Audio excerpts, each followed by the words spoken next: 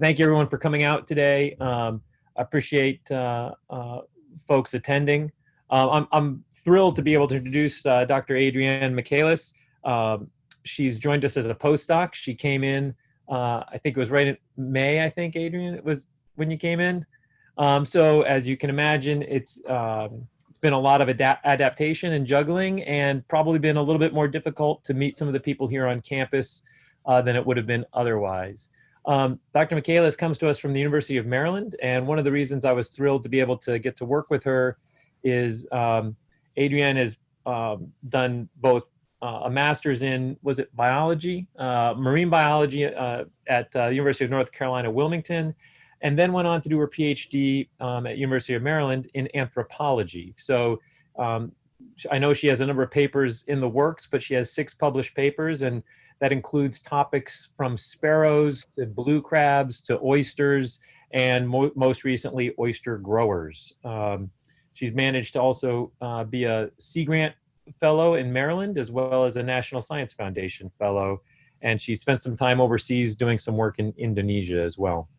So I thought it'd be great to, for Adriane to be able to talk a little bit about some of the work that she has done.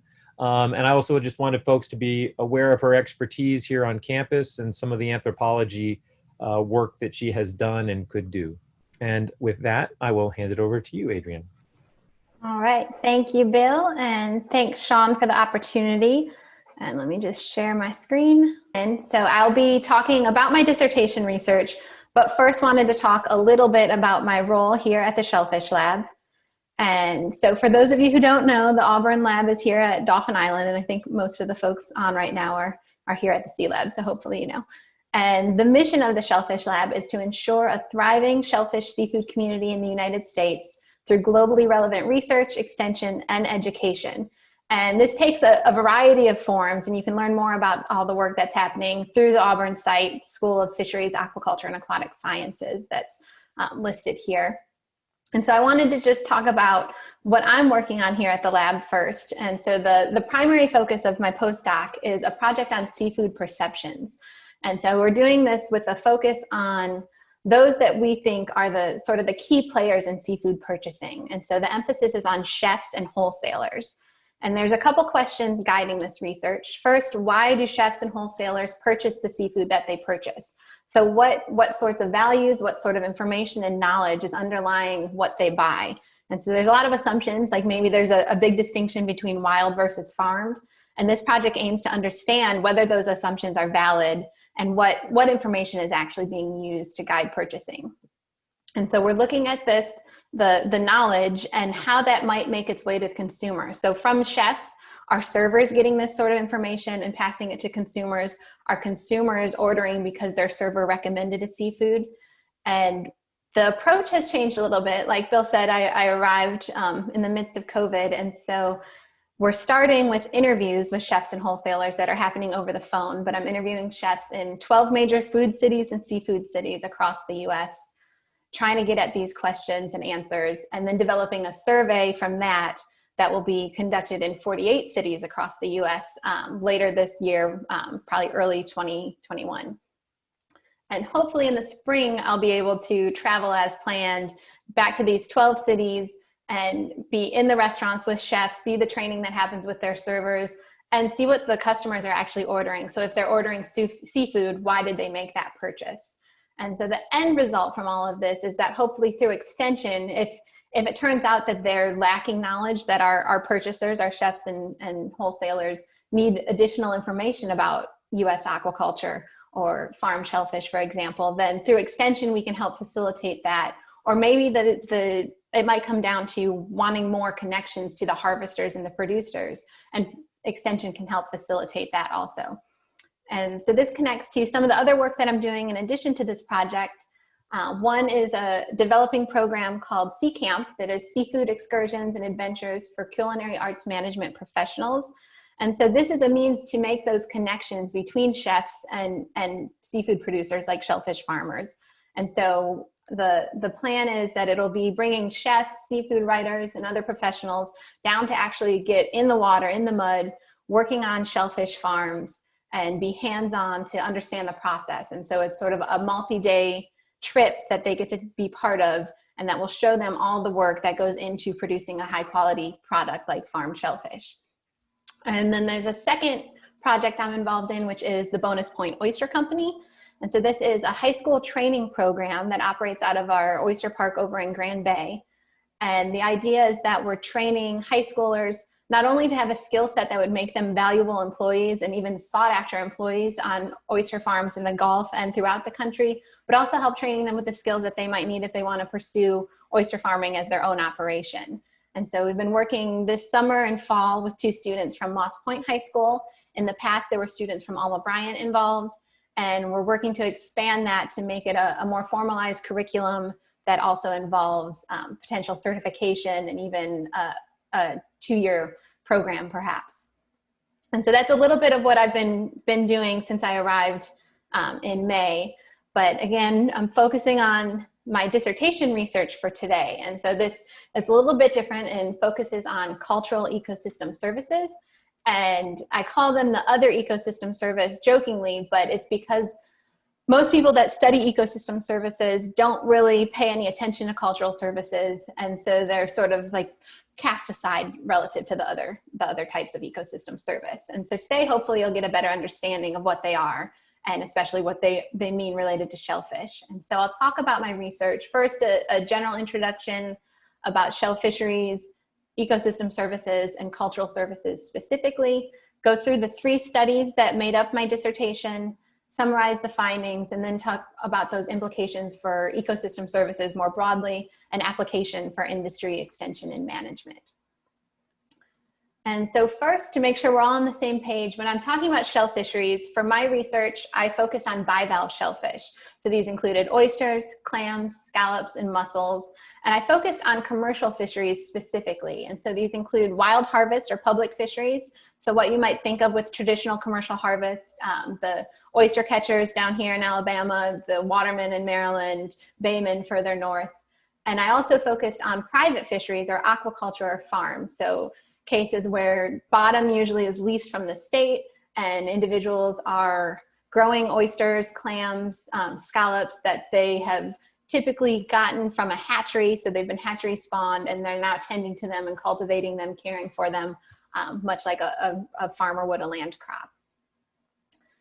And both of these types of fisheries, both the public and the private, are important because they're significant economically, ecologically, and culturally. And that ties in directly to this idea of ecosystem services. So ecosystem services generally are the benefits that people obtain from ecosystems, and they're categorized into 4 different types.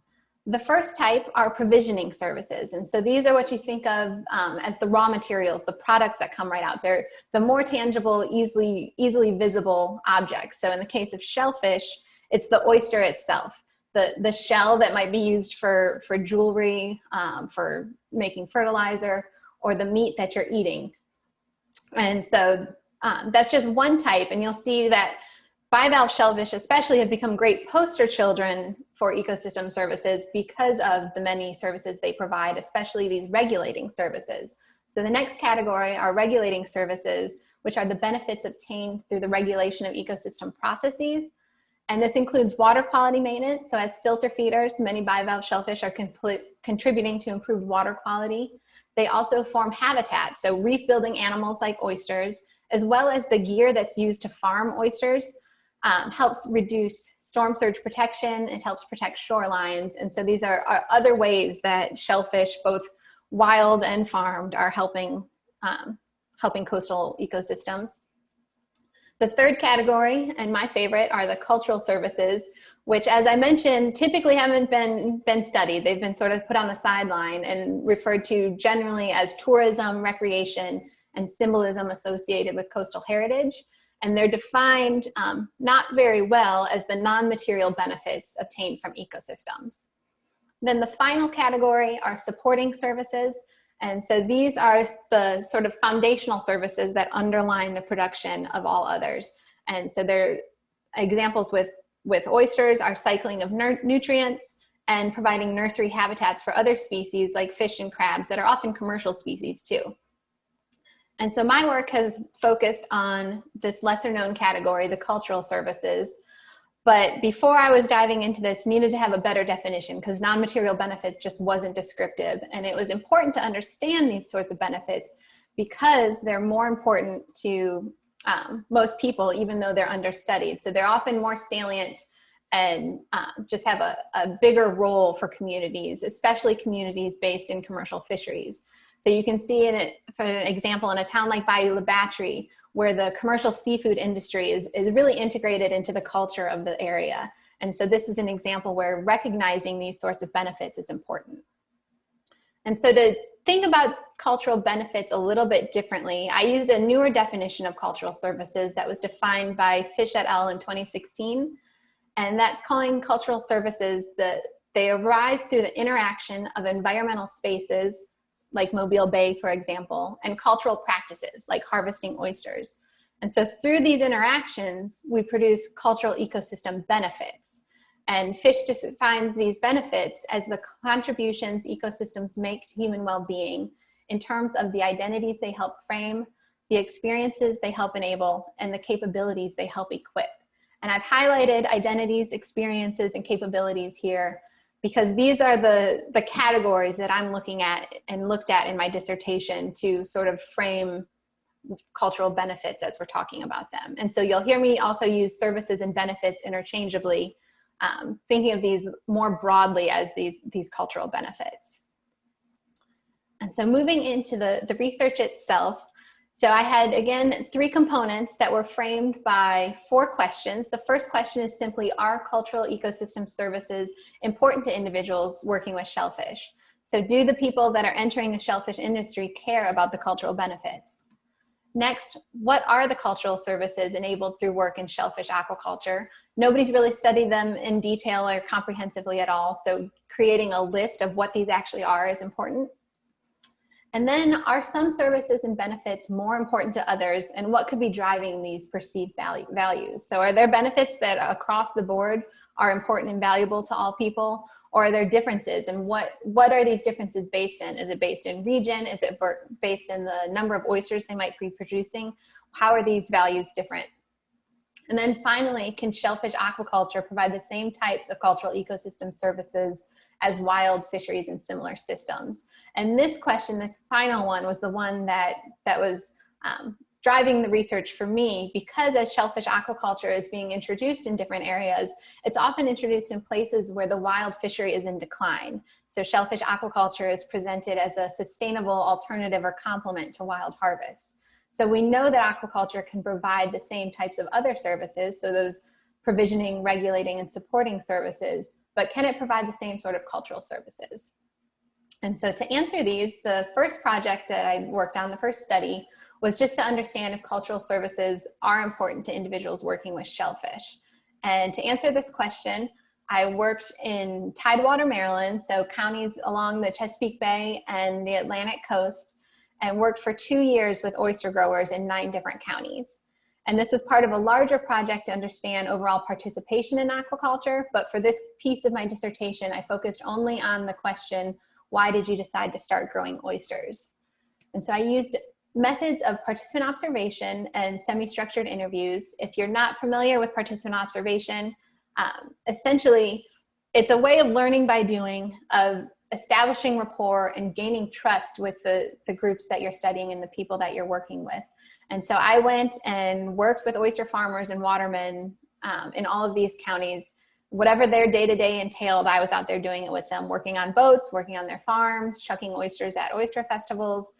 If it was part of the job, then I was trying to do it. And it also, in addition to gaining trust, it helped me have a better understanding of the industry and what their life is really like as oyster farmers and watermen. And I paired this observation with semi-structured interviews, which involved, again, a broader set and bigger set of questions to understand participation, but the open-ended question of why did you decide to start growing oysters? And I analyzed the results of that question using a grounded text analysis, looking for 3 different types of ecosystem service, and then analyze that to look for comparisons within and among ecosystem service types. And what I found was that cultural services are important, overwhelmingly so. And so when I coded these interviews, I coded each type of ecosystem service as shown in the table here. Cultural services were coded when somebody talked about their reason for entering the industry, motivated by a contribution to, again, these identities, experiences, or capabilities. Provisioning services were coded when somebody mentioned the importance of their role in producing a food item or a raw material like oysters. And regulating and supporting services were combined. In ecosystem services literature, generally there's often some confusion between the two and a lack of clarity. And likewise, as people were talking about these, they talked more about environmental benefits broadly, so I combined the two categories. And even with it combined, it didn't come close to the number of mentions for cultural services. And I also point out I did not include income, which is typically thought of as a cultural ecosystem service, the income associated with jobs based on natural resources. Had I done that, then the cultural services category would have even been higher. But I wanted to make sure I was getting at, beyond money, what was important about the work. And so here, just to sum it up, you can see cultural services are more important than provisioning, regulating, and supporting services. And you can find this in a recent edition of Aquaculture if you're interested in reading the full study. And so now that I knew that cultural services were important, I wanted to understand what they are. So I had an idea based on my work in Maryland, but the aim of that effort was not to detail cultural services. To do that, I needed to expand and go big. And so I did that working in 3 different regions, in New England, the Chesapeake Bay, and the Gulf of Mexico, spending about 2 months in each state that I worked in. And while I was down here, I also had the opportunity to go to Mississippi. So that added a 3rd state to my Gulf of Mexico effort. And in doing so, I worked with and interviewed 218 participants, again, working with commercial shellfish growers and wild harvesters. But for this piece, I added a 3rd participant group called industry support. And so these were individuals who were making money off of work related to shellfish and supporting commercial shell fisheries, but weren't directly harvesting or producing shellfish themselves. So this could be extension agents, research scientists, gear manufacturers, wholesalers, things like that. And so you can see there's also some overlap. So I interviewed a number of people who were both wild harvesters and shellfish growers, and so that wasn't uncommon. And I again employed methods of participant observation and semi-structured interviews. These interviews were actually quite pleasant to carry out. It was just asking people what they like best about their work, more or less, but in a sort of targeted discussion that allowed for open conversation and it allowed new ideas to come up that maybe I wouldn't have thought of on my own. And I paired these semi-structured interviews with photo voice interviews for participants who were willing. And so for this, I asked them to think about the same sort of thing, what benefits they get from their work. And we would meet again in a few weeks with pictures that they had taken. And so they would provide photos that illustrated these benefits. And we talked about how the photos showed that. And it gave them a bit of more active role in the project and also gave them the opportunity to think about it a little differently. And I analyzed all interview data using an open coding approach where I was going through and trying to identify any and all benefits that were mentioned. So these could be cultural benefits, they could be more of the ecological benefits that fall into regulating and supporting services, or it could be simply that they like to eat clams and so that would fall into provisioning services. And I qualitatively analyzed this list to look at frequency of mention, so which benefits were mentioned the most, looking for the presence of linked services. So this is the idea that the delivery of one benefit is contingent upon another. And so they're related. You can't really have one without the other. And this is problematic in ecosystem service accounting. So when people are trying to economically assign value, if these services are embedded, it's tougher to have a clean sort of mathematical formula for it. And then the 3rd thing I was looking for was how benefits might change with the transition from a wild shell fishery to shellfish aquaculture. So looking to see if participants thought benefits were enhanced or diminished with this change or a shift into shellfish aquaculture. And what I found was that there were many, many benefits. Today, I'm just going to show the list of the cultural services and benefits, and I have them broken up by these 3 categories, again, identities, experiences, and capabilities. And so first I have here the list of identities, and you can see People talked about these in different ways. So the one highlighted in yellow is what I'm calling high frequency benefits. So they were mentioned by more than 80 of the 218 participants. And so the only identity that was high frequency was contribution to community. And I'll have a quote to illustrate that next. But people also talked about heritage. They talked about occupational identities. They talked about identities of being a caretaker both for the environment and for the animals that they're tending to, as well as sense of place and sense of purpose. And I'll also point out the photos that are framing this slide and a couple of slides to follow are all ones that were taken by participants as part of the Photo Voice activity. And so just to illustrate how folks were talking about this idea of contribution to community as an identity enabled by working with shellfish, we have a shellfish hatchery employee from Maryland who said that the hatchery provides jobs and larvae. Farmers get seed and they get trained workers. That extends to wholesalers and the shops that farmers stop at on their way to work. And there's a constant chain of jobs and increased labor opportunities. So for this person and many people, it wasn't just important that they were employed, but that their job had a ripple effect that brought jobs to their local community. And this was especially important because in many of these places, they're rural, there's not a lot of economic opportunities or career opportunities. So their work with shellfish was providing jobs that people could have without needing to travel. In this case, it would be maybe travel to Baltimore for work or travel across the bridge if they're on the Eastern Shore. People also talked about experiences that were enabled through their work. And so there were a good number of experiences here. And in this case, 4 of them were mentioned as high frequency. So 4 were mentioned by more than 80 people. And I'm happy to talk about any of these if there's one that catches your eye and you have questions after, but for now I'm just going to focus on the high frequency. And so people talked about independence. It's something typically associated with a wild fishery. And in this case, people were talking about it with both shellfish aquaculture and wild shell fisheries. But here we have a wild harvester who describes it as the best thing, I guess, is the freedom. I have the ability to work at my own pace. I can do what I want to do. It's not like I'm dedicated to a 9 to 5. I work when I want to work. Sure, if I don't go out, I don't make money, but ultimately I'm in control.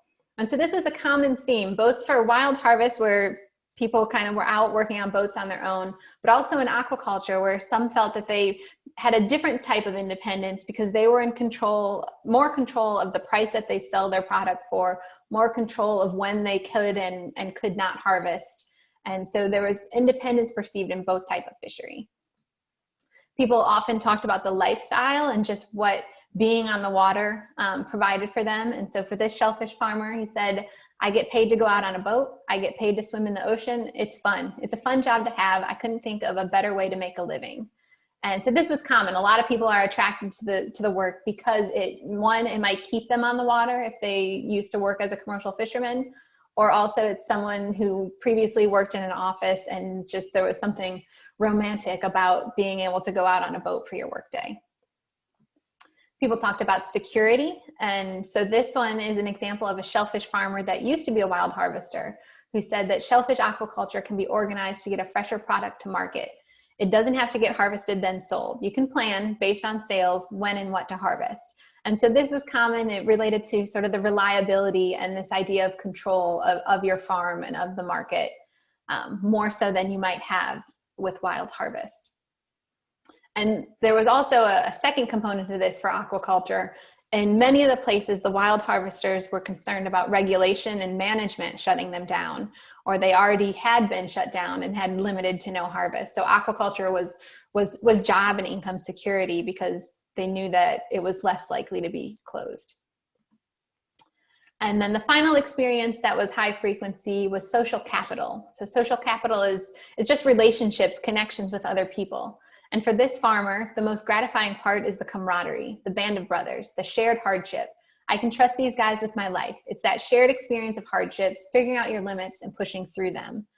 And so for him, it was the people that he was working with on the farm. For others, it was the customers that they're shucking oysters for, or the chefs that are buying their oysters. And so this was a reoccurring theme where people were excited about the connections they were making both within the industry and outside of the industry.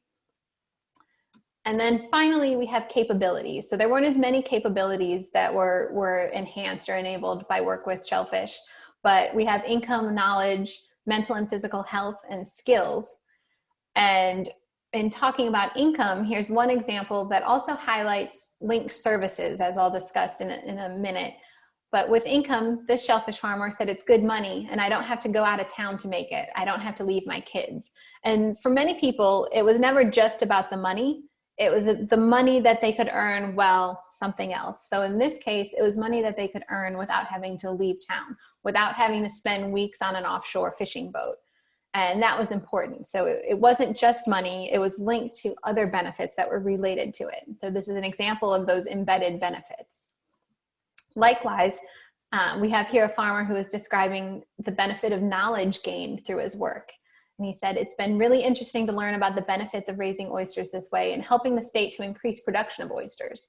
I've been preaching oyster farming to everyone we know and meet. I get excited and want to learn more. I enjoy telling our story. It's the lagniappe. The lagniappe is that I'm excited about growing oysters and making money and eating them. So here we have multiple benefits that he's discussing. So one, he's learned a lot in learning about shellfish aquaculture, about oyster aquaculture. Now he gets to share that knowledge with other people and it excites him. He also gets to make money while doing it and he gets to eat them. He eats a product that he likes. And so you can see how easy it is for these services to be linked. And to further emphasize that, I have here a network analysis of the services and benefits. And so this is a big spiderwebby mess, and that's kind of the idea. When you look at it, each circle represents one of those benefits.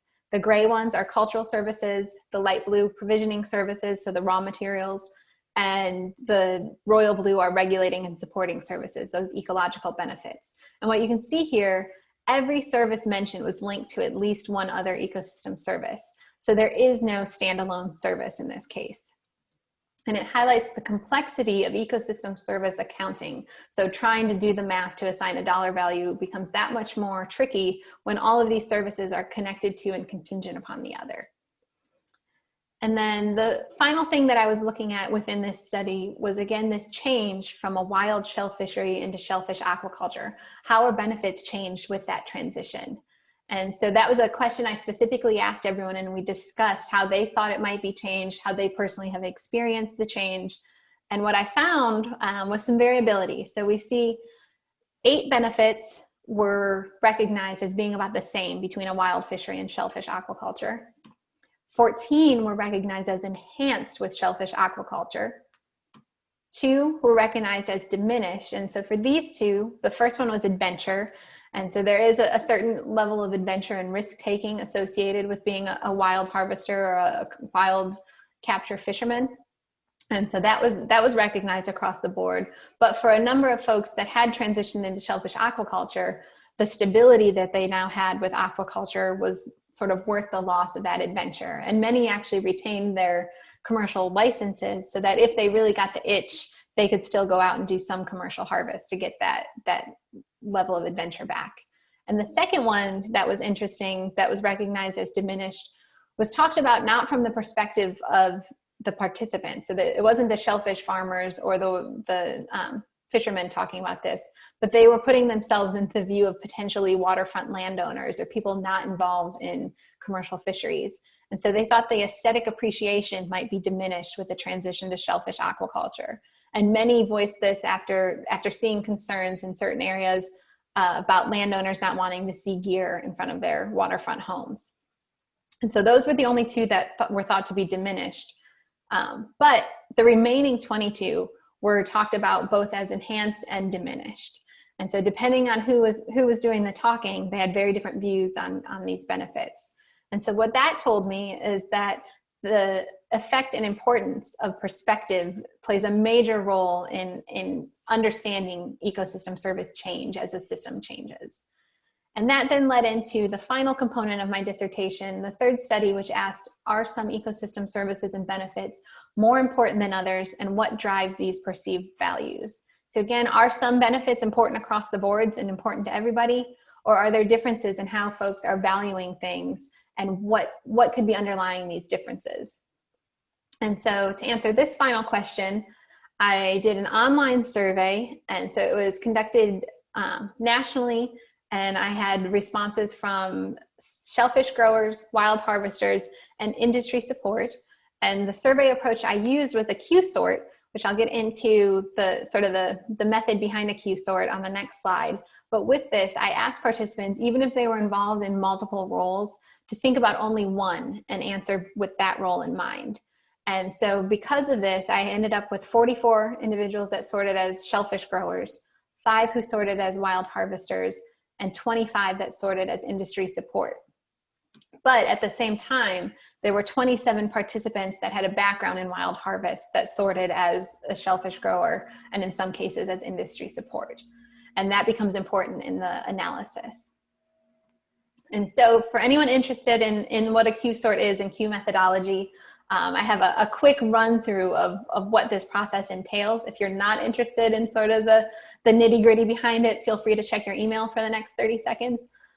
But a Q-sort is a version of a factor analysis that instead of comparing items, so I'm not trying to see that benefit A is more important than benefit B, it's thinking about how all these items, how all these benefits relate to one another to look for different viewpoints within a population. So it's based on the assumption that not all humans think the same, which is a pretty safe assumption. So what the aim was here was to look at how people are thinking about these benefits and what values could be underlying these different viewpoints.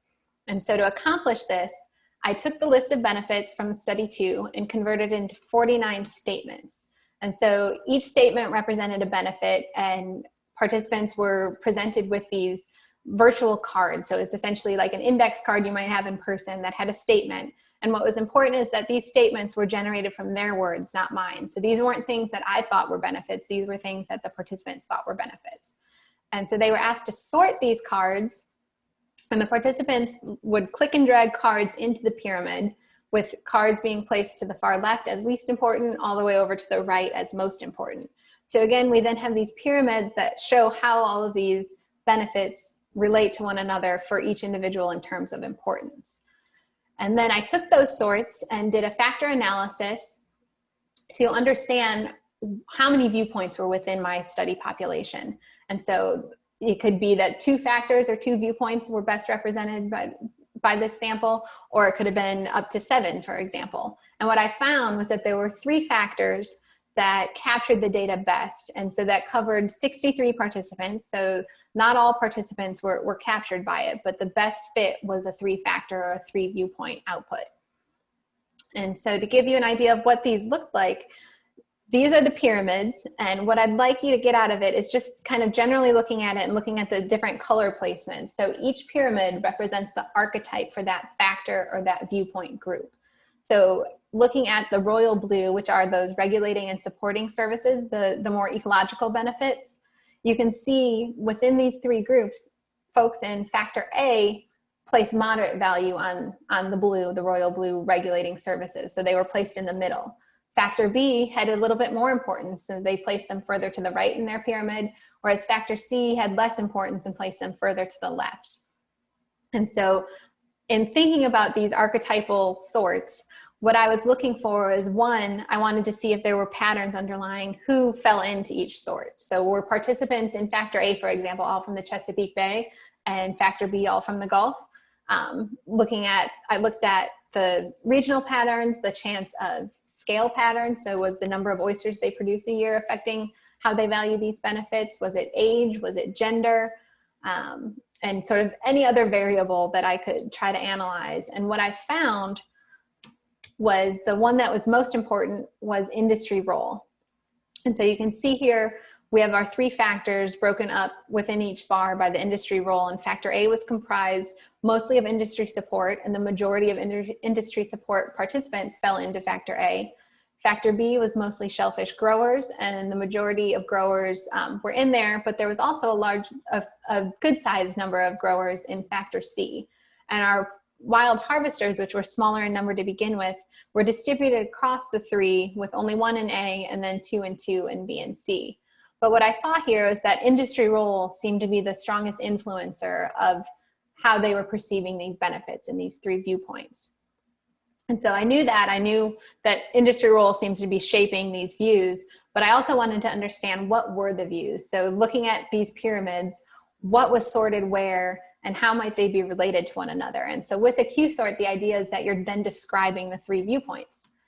And so with my factor A group, I describe them as improvers of self, society, and ecosystem.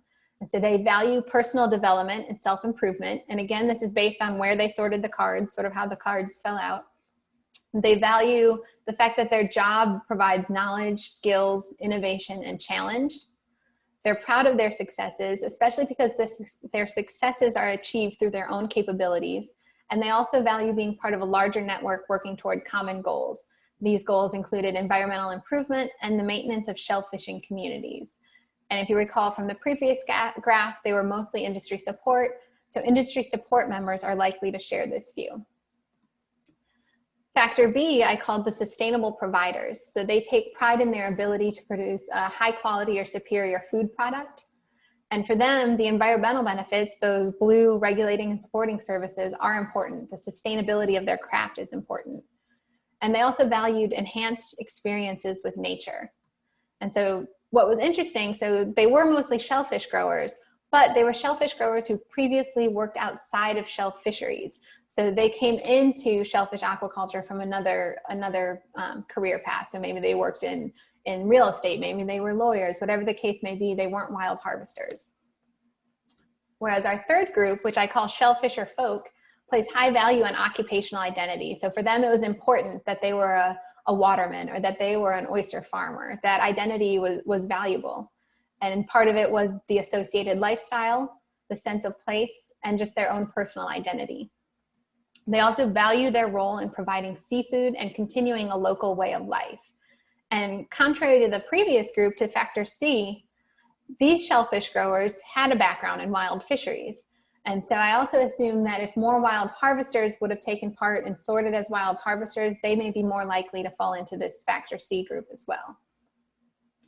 And so there's some additional thoughts with this last study. One, I propose in my dissertation that these factors and the way that these cards were arranged by each view represent linked services. So those high value statements for each group are linked in some way.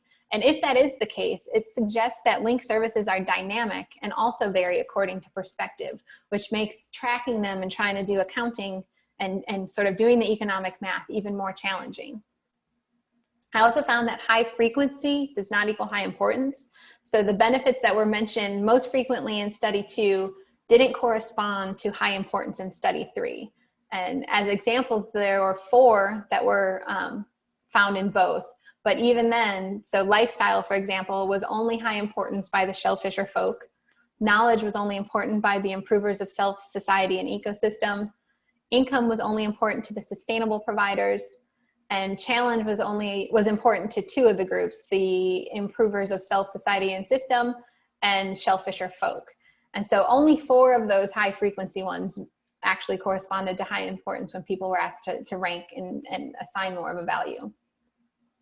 But I did find that wild harvesters are perceiving and valuing benefits similarly to the shellfish growers. This was evidenced by the fact that all wild harvesters who sorted as wild harvesters loaded onto factors. So not everybody, if you remember, fell into these 3 factors. There were 11 participants that didn't. None of those participants were wild harvesters though. So this shows me that wild harvesters are valuing and ranking similar to other participants, which shows that they're thinking about these benefits similarly for shellfish aquaculture and wild shell fisheries. And so wrapping up and getting back to those 4 questions that guided my work that I introduced at the beginning. Are cultural ecosystem services important to individuals working with shellfish? Yes, they're important both in decision-making and as perceived benefits. What are the cultural services enabled through work in shellfish aquaculture? Well, there are many. And my work created the first detailed list of cultural services associated with work in shell fisheries. And I'm preparing a manuscript right now for publication, so hopefully this detailed list will be available soon. Are some benefits more important than others? And what's driving these perceived values? Well, I found that yes, but the viewpoints are driven by industry role. So some benefits are more important than others, but not absolutely. There wasn't anything across the board that was the most important benefit. And then finally, can shellfish aquaculture provide the same types of cultural services and benefits as a wild fishery? I found that yes, for the most part it can. Perspectives varied, but shellfish aquaculture has the potential to provide similar benefits with a small number of exceptions, and those exceptions lean both towards the positive enhancement and the negative diminished. And so thinking about how this relates to ecosystem services research at large, my work contributed to cultural services discussion overall, adding to a sort of absence in the literature, especially as it relates to shellfish. It also expanded discussion of link services and pointed some of the challenges. So with shellfish and bivalve shellfish especially, these are thoroughly studied case systems that we now have this cultural component to integrate into the case study. And it showed that these link services are complex, they're highly integrated, and they're dynamic, so they change depending on perspective. It also emphasized the need for more pluralistic valuation. And so this is just the need to recognize that multiple perspectives exist. And this was seen within my study, just within this simple, very targeted benefits of shell fisheries. We had 3 different viewpoints.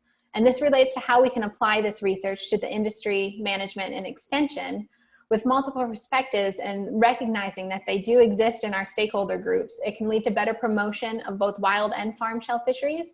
It can also help with more equitable fisheries management to allow for the presence of multiple voices or perspectives. The overall list of benefits could be useful to highlight the value of shell fisheries, both public and private. It can be used for industry promotion and potentially provide more engaging and compelling media than other ecosystem service materials might. So perhaps hearing from the voice of the shellfish farmer is a little more interesting than seeing the numeric pounds of nitrogen sequestered. I also think it has application for consensus building, especially the photo voice activity, because of its sort of compelling and more tangible nature. And so thinking especially about in areas where shellfish aquaculture may not be as readily received, having this discussion through photo voice to discuss how both sides might view these services to be diminished or enhanced can allow for more open discussion and hopefully help with reaching consensus. And then finally, for anyone considering a career in shellfish aquaculture, thinking about these benefits and how benefits might change with the transition provides a more realistic expectation and could be useful for industry recruitment. And so with that, I have some acknowledgements. First and foremost, I want to thank the nearly 300 participants that took part in my dissertation. Everyone that contributed photos. I have the photographers from photos used in this talk listed here, which doesn't nearly cover all of them, but the photos that were in today's are my committee members, including my advisor, Jen Schaffer, and Bill Walton. Additional thanks for those that helped with local introductions, as well as my 4-legged field assistants that were with me throughout. And of course, my funding sources, Maryland Sea Grant, National Science Foundation, the Explorers Club Washington Group, and University of Maryland.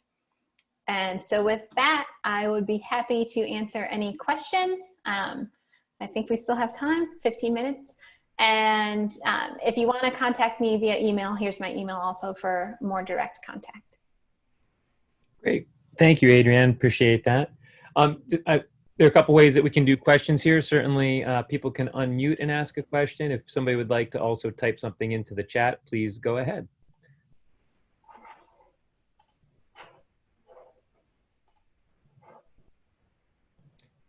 Adriane, oh, go ahead. Somebody's got a question. I was about to lead off, but go ahead. Hi, Adriane. Great presentation. It was very fascinating to listen to. I was wondering, since cultural services are such a nebulous term, what do you think are some of the best or most important ways that people can quantify cultural services? You mentioned a few, like a number of different activities that could provide or number of participants. So in trying to quantify it, it's especially challenging, and I am not certain that they should be quantified. I think in trying to do this, so doing the Q-sort was one way to at least get an understanding of rank, but it involves talking to people, surveying people, and it ultimately, especially for cultural services, because they are so perspective dependent, it becomes that much muddier. Where I don't know that you could cleanly get a number. And I guess that doesn't help to answer the question of how to quantify, but I am open to, my hope was that in generating this list of services that for those that wanted to do more of the economic evaluation, this gave them a better starting point to work from.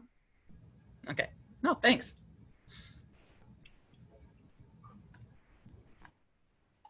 Adrienne, I'll follow up on that. To me, I remember early on thinking, I think one of the conferences we met at with cultural ecosystem services, for folks from a biological background, ecological training, we think of some of the other more ecologically oriented ones as the ones that are most important. But your work is really looking at how cultural ecosystem services might drive an individual's decision to participate in a fishery or aquaculture.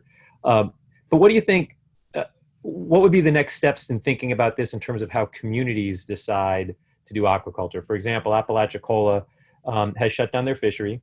Meanwhile, the Division of Aquaculture is offering training classes in off-bottom oyster aquaculture. There's going to be some conflict there, but certainly the community is going to have to make some decisions about that. My impression is cultural ecosystem services will probably be more important in that decision than will be some of the more environmentally oriented ones. So how do you what would be the next steps in thinking about how this drives decision-making in communities?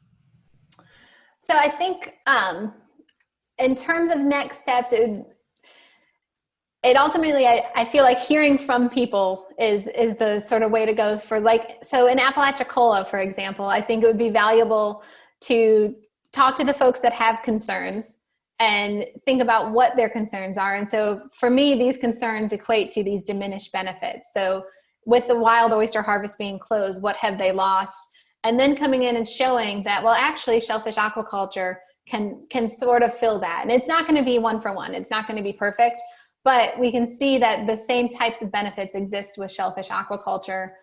And I think having trusted stakeholders, so if there were oyster farmers that could come and speak to that group also and talk about their own experience, that would be better than hearing me tell people what oyster farmers have said. Great. Any other questions for Adrienne? Anybody ready to use Q methodology? I would recommend never having that many cards for an online survey. Just FYI for anyone involved. All right, let me check the chat. All right.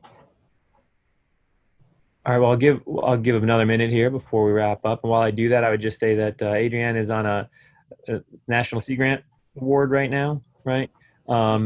Through next August here at the lab. And so we're looking for additional funding, but Adrienne is multidisciplinary. And if somebody has questions here on campus that some of her skills might be useful for, might be opportunities to work together down the line. So, all right, any other questions for Adrienne? All right. Well, thank you all. As you mentioned, she put her email in there. It's adrienne@auburn.edu, right? Yeah. Pretty well. And so if anybody does want to follow up, just contact her that way. Thank you, everyone, for coming out, and have a great weekend. Thank you, Adrienne. Thank you.